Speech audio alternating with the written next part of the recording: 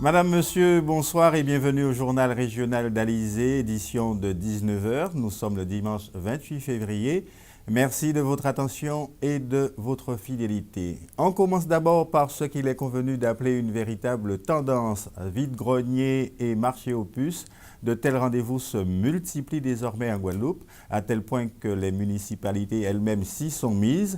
C'est ainsi que la ville du Gosier organise chaque dernier dimanche du mois un marché aux puces où les Guadeloupéens se rendent désormais sans complexe. Karine Gelman.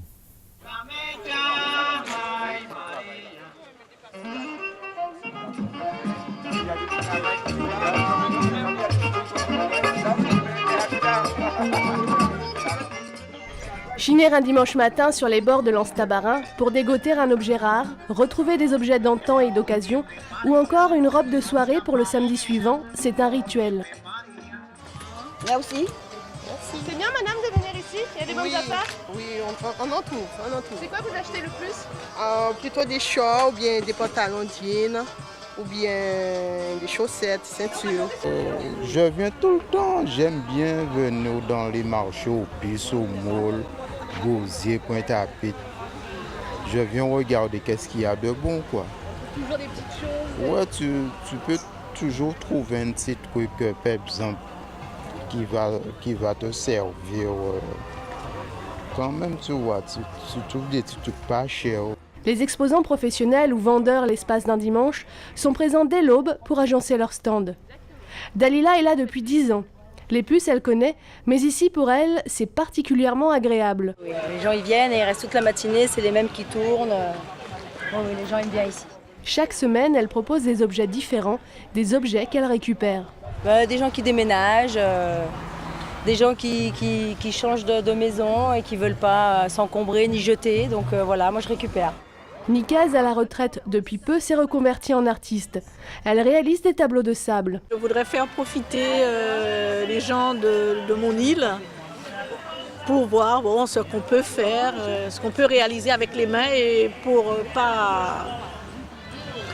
c'est pas difficile à faire. Mais il faut avoir beaucoup de patience et avoir confiance en soi, c'est surtout ça. Et puis Hermine, ancienne propriétaire d'une boutique de vêtements. Je les trouve chez moi, je les trouve chez mes enfants parce que j'en ai 15 petits-enfants et les 5 enfants ils sont tous mariés. Alors on me donne les petites choses qu'ils ne veulent plus mettre. C'est ça. Et ça m'en occupe pour la dimanche.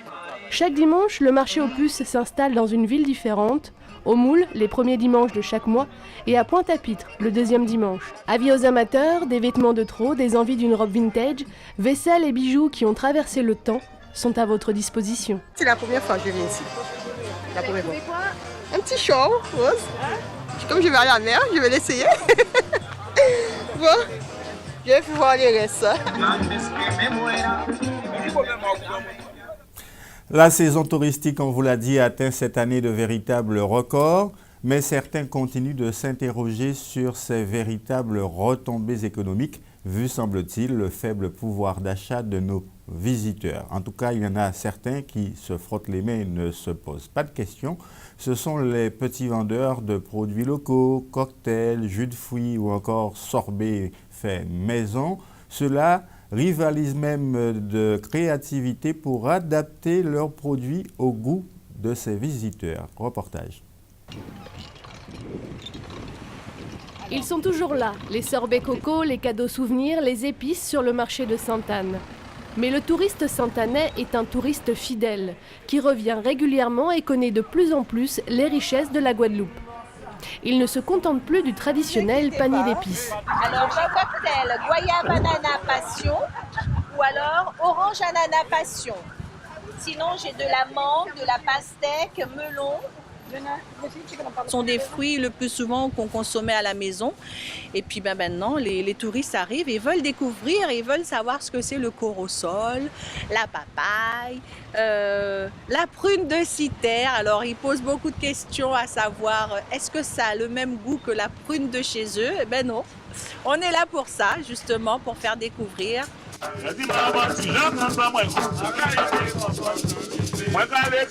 Alors plus qu'une simple modernisation, il s'agit de remettre au goût du jour des produits de nos grands-mères. Vous savez, les commerçants, je crois qu'ils font de plus en plus d'efforts. Surtout au niveau des petits métiers, nous avons les marchands de sorbet, les marchands de sucre à coco, les marchands de pistache. Et je crois que tous ces petits métiers qui reviennent, ça fait le bonheur vraiment des touristes qui sont de passage chez nous. Il s'agit aussi de sophistiquer les produits traditionnels. Ouvert en août, la première rhumerie de Sainte-Anne innove dans son concept. Elle propose des cocktails à partir de fruits frais avec ou sans rhum vieux. Il apprécie le cadre, les pieds dans le sable, pouvoir déguster le rhum, les cocktails de jus, voilà, tout en regardant ce cadre magnifique que nous avons à Sainte-Anne. Les commerçants savent aussi s'adapter aux nouveaux modes alimentaires. Les gens ils ont des problèmes au niveau de tolérance au problème du gluten. Et la cassave, c'est un produit 100% manioc. Alors c'est très intéressant pour tous les gens qui ont un problème de gluten. Le manioc, ça répond parfaitement à ces problèmes alimentaires de nos jours. En tout cas, bien que curieux, le touriste se sent très bien sur les plages de Sainte-Anne. Très bien ici pendant 3 mois. La vie de château, pourvu que ça dure.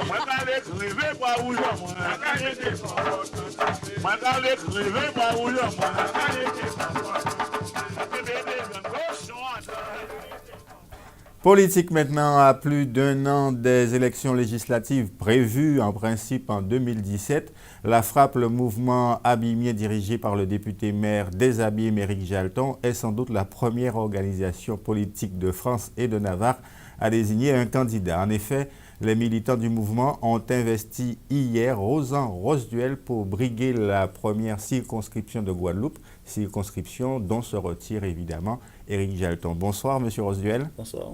Vous êtes désormais le candidat officiellement de la Frappe. Ça ne changera pas d'ici les législatives. Normalement, non, mais vous savez que hier, effectivement, les militants de la Frappe ont décidé à plus de 70% des suffrages exprimés qu'ils portaient leur préférence sur ma candidature.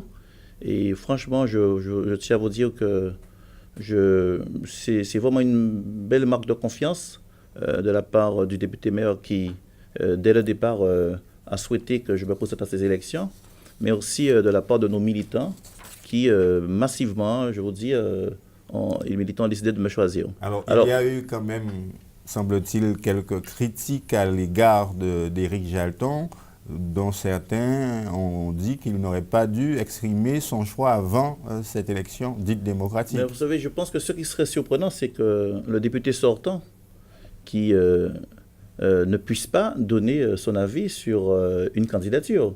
Vous imaginez que Éric Jalton est député sortant, il est maire des Abîmes, il préside un mouvement politique important, il est le président de Cap Excellence, et on lui dit qu'est-ce qu'il pense d'une candidature, et il vous répond non, je n'ai aucune idée. Donc il est normal que le président de la Frappe, le député sortant, donne la direction, montre le chemin.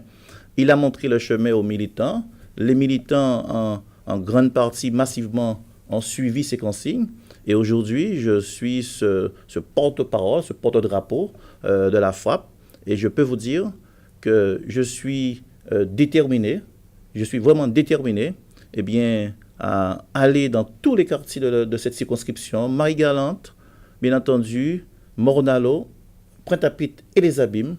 Et je ferai tout pour que nous puissions gagner ces élections. Alors, une investiture aussitôt, ça veut dire que vous avez du travail à faire, parce que si Éric Jalton était déjà connu comme maire des Abîmes, vous aurez à labourer le terrain, comme on dit dans le jargon politique. Vous savez qu'il n'y a pas très longtemps, j'ai été élu avec Chantal Hérusse et mes suppléants au conseil départemental.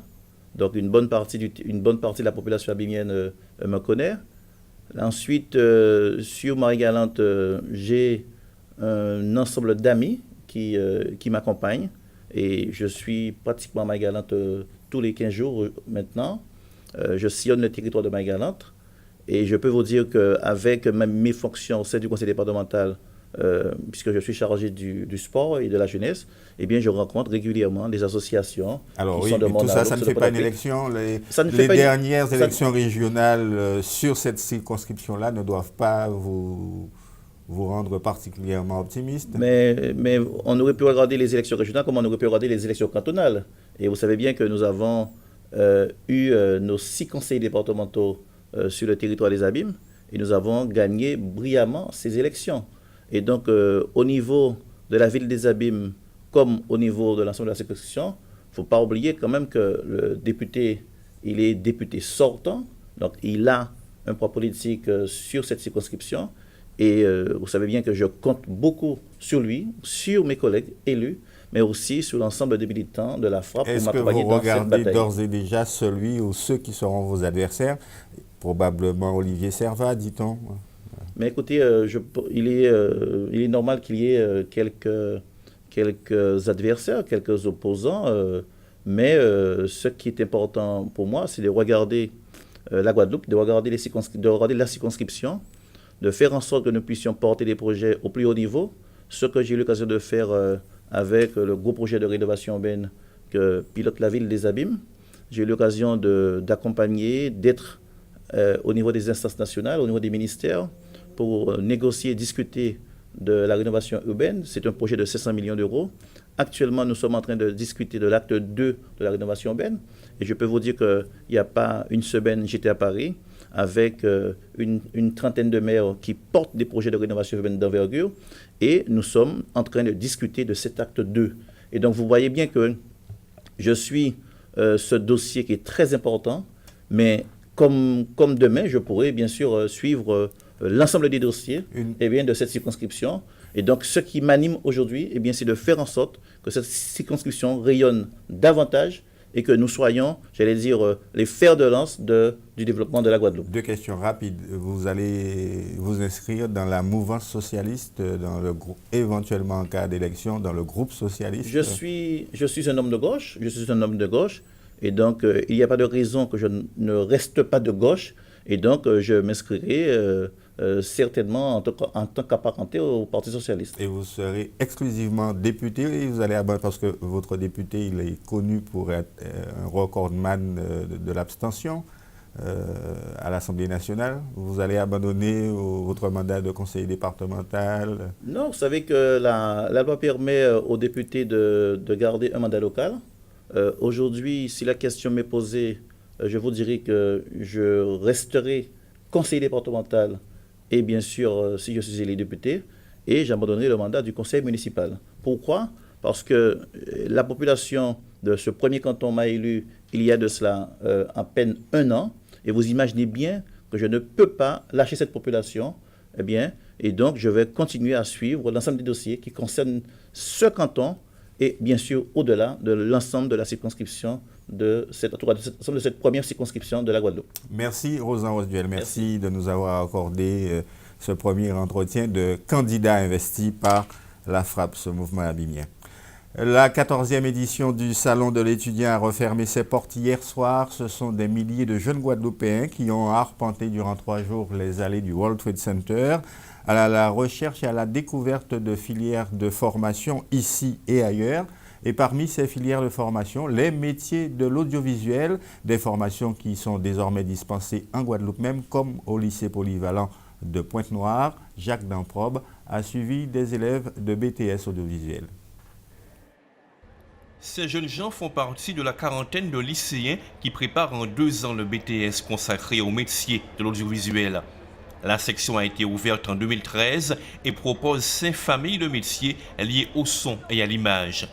La filière représente une ouverture vers les milieux de l'audiovisuel, de l'Internet et du cinéma. Nous avons une première promotion qui est sortie l'année dernière, en 2015, avec déjà d'excellents résultats parce que nous avons été dans la moyenne nationale au niveau des pourcentages de réussite.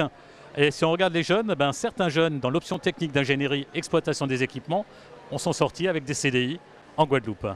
D'autres poursuivent leurs études, sont partis en licence ou dans des écoles de cinéma en métropole. C'est vrai que pour l'instant, les partenariats se limitent au niveau des stages des étudiants, c'est-à-dire que toutes les entreprises de la place jouent le jeu et prennent régulièrement des stagiaires pour le stage obligatoire du BTS.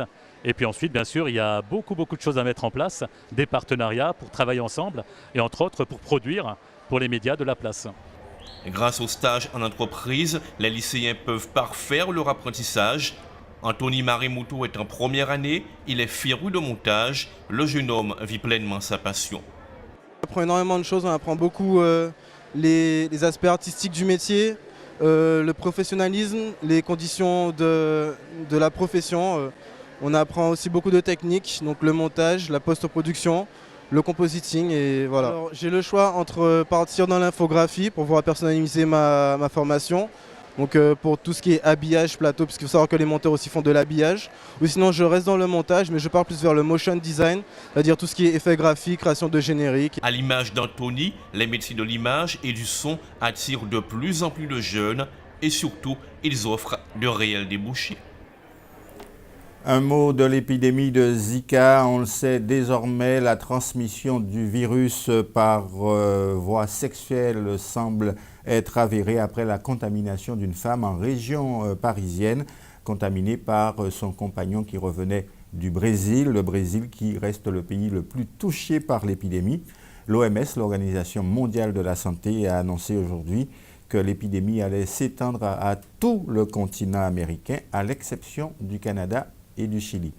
On en vient au reste de l'actualité dans notre grande région, avec notamment l'hymne national de Sainte-Lucie en version créole à l'occasion de du 37e anniversaire de l'indépendance. Pour la célébration du 37e anniversaire de son indépendance, Sainte-Lucie a pris une décision symbolique forte, adopter une version créole de son hymne national. À Sainte-Lucie, le créole est parlé par une large part de la population qui la considère comme sa langue maternelle. C'est en ce sens que dès 2010, un groupe de l'église de Gros-Îlet avait déjà travaillé sur une version créole de l'hymne national. Cette idée a été reprise par le comité de la langue créole du Folk Research Center, qui a décidé d'en demander l'adoption formelle au gouvernement. C'est ainsi que 6 années plus tard, la version créole de l'hymne saint-lucien, écrite par le père Charles Jesse en 1967, a été adoptée. Nul doute qu'il aurait apprécié la poésie créole de Sons and Daughters of Saint Lucia, dont le premier couplet se lit ainsi. Fille et fils, maman et Sainte-Lucie, chez huit pays, naissance nous, pays montagny, l'ansec valet, plus belle l'île qui a sous la terre. Cela peut paraître surprenant lorsque l'on connaît la taille d'un grain d'or, et pourtant, à la demande du WWF, le BRGM, le Bureau de recherche géologique et minière, a mis au point un procédé pour retrouver l'origine de l'or. Cette démarche poursuit une campagne du WWF de lutte contre l'orpaillage illégal en Guyane française. Le BRGM a démontré, grâce à des analyses d'échantillons prélevés sur le terrain, qu'il était possible d'identifier la provenance d'un morceau d'or. C'est une avancée dans la lutte contre l'orpaillage illégal qui va permettre aux autorités judiciaires de remonter les filières d'or et aux revendeurs de certifier la provenance de leurs matières premières. En effet, entre 1 à 2 tonnes d'or sont extraites légalement en Guyane, contre 5 à 10 tonnes pour la filière clandestine. En étudiant une trentaine d'échantillons d'or guyanais, le BRGM a pu déterminer leur provenance. C'est une première qui ouvre des voies dans la lutte contre l'or illégal. En Guyane, les mines d'or clandestines entraînent le déboisement, la pollution des cours d'eau au mercure et des problèmes sociaux, ainsi que la présence de groupes criminels. Le WWF estime que 24 000 hectares de forêt sont impactés par l'orpaillage. Les drones, ces petits hélicoptères sans pilote dirigés à distance à partir du sol, peuvent bien devenir un outil essentiel pour la sauvegarde marine. Une association de restauration du récif marin de Saint-Barthélemy l'a très bien compris et les utilise régulièrement pour analyser l'état de la barrière de corail de l'île. L'association Coral Restoration de Saint-Barth comptabilise les coraux, notamment la corne d'élan, dans des lieux inaccessibles en mer pour identifier des zones de conservation prioritaires. L'association a bon espoir que ces données fourniront des informations qui mèneront à un avenir plus sain pour les récifs coralliens de l'île.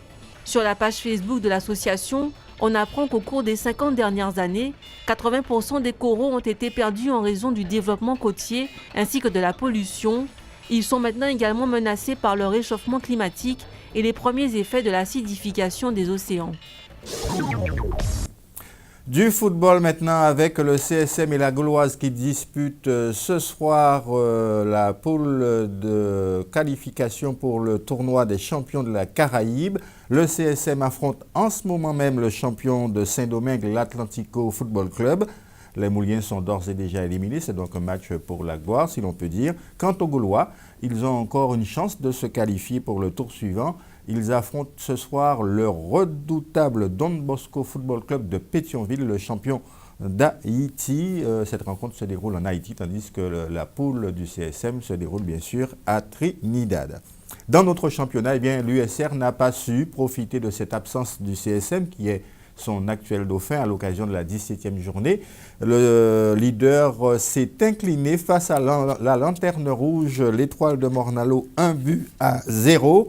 Voici donc les résultats de cette 17e journée. La Juventus qui a défait l'Arsenal 3-1 à Petit-Bourg, s'il vous plaît. Un but partout entre l'AOG et le Phare du Canal. L'Amical Club de Marie-Galante qui a battu le Sirocco 2-1 et la Solidarité Scolaire qui a disposé du CA Marquisa 1-0.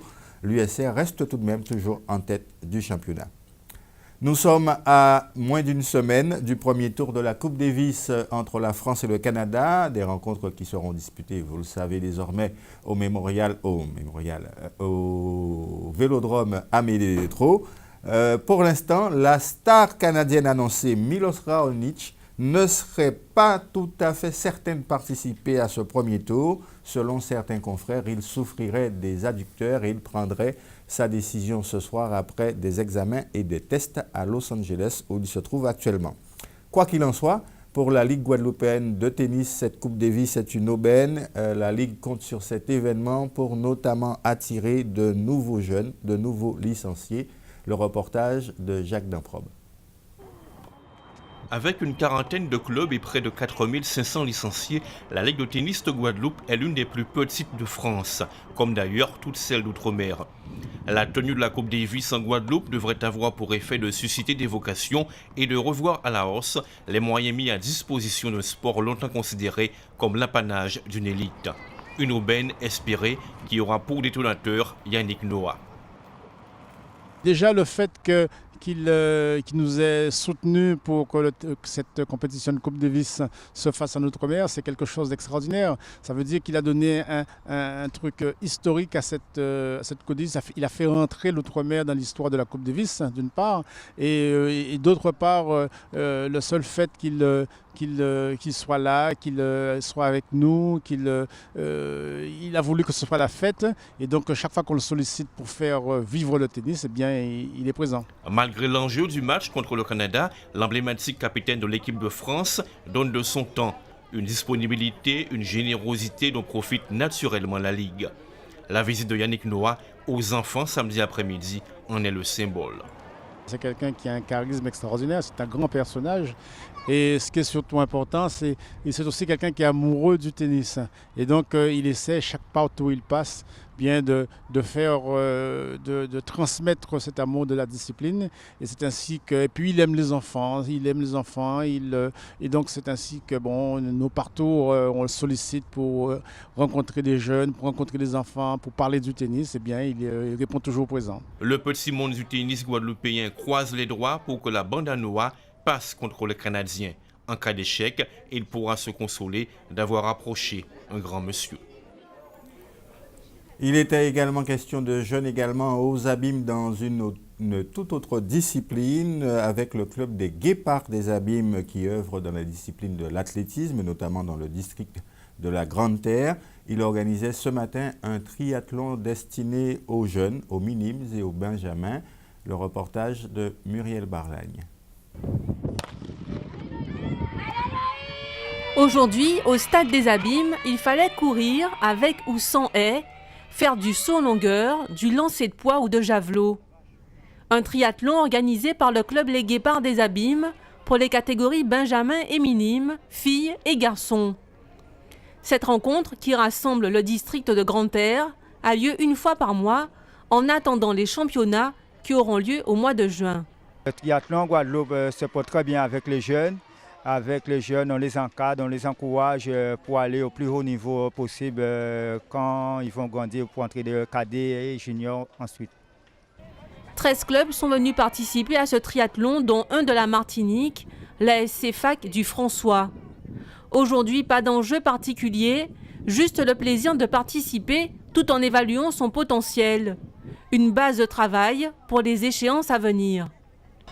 J'aime bien courir et sauter, donc je me suis dit que voilà, je voulais bien faire de l'athlétisme et ça m'a plu. Donc je fais plutôt des haies et de la longueur, ce qui me plaît. Voilà.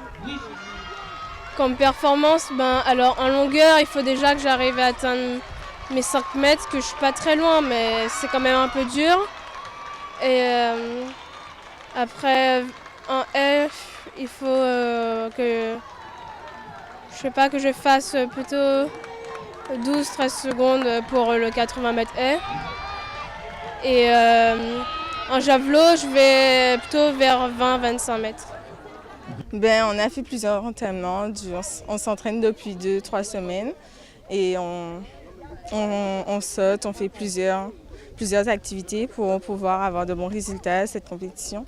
Moi, je voudrais au moins atteindre une bonne longueur au poids et faire un bon saut parce que on est obligé de faire plusieurs choses, mais moi, ce que je voudrais vraiment faire, c'est être une bonne lanceuse de poids. Cette rencontre a réuni 250 jeunes. C'est le championnat de fin de saison qui devrait permettre de repérer les espoirs de l'athlétisme guadeloupéen. Avant de nous séparer, je vous donne des nouvelles du temps qu'il fera demain sur notre archipel. Un temps plutôt maussade avec de larges zones pluvieuses, tant en Grande Terre d'ailleurs qu'en Basse Terre. Seules les Saintes et la Désirade seront épargnées par ces pluies. Et puis c'est le carême et les températures seront encore relativement élevées, entre 23 et 27 degrés en moyenne. Dans un instant, notre rubrique Innovation concoctée par Karine Gielman, rubrique qui précédera le journal de TF1. À notre programme de la soirée, le magazine Zone Interdite consacré à la Thaïlande. L'information continue bien sûr sur notre site alizé.com. Je vous souhaite une excellente soirée. Demain, vous retrouvez évidemment Aurélie Ronze. Excellente soirée sur Alizé.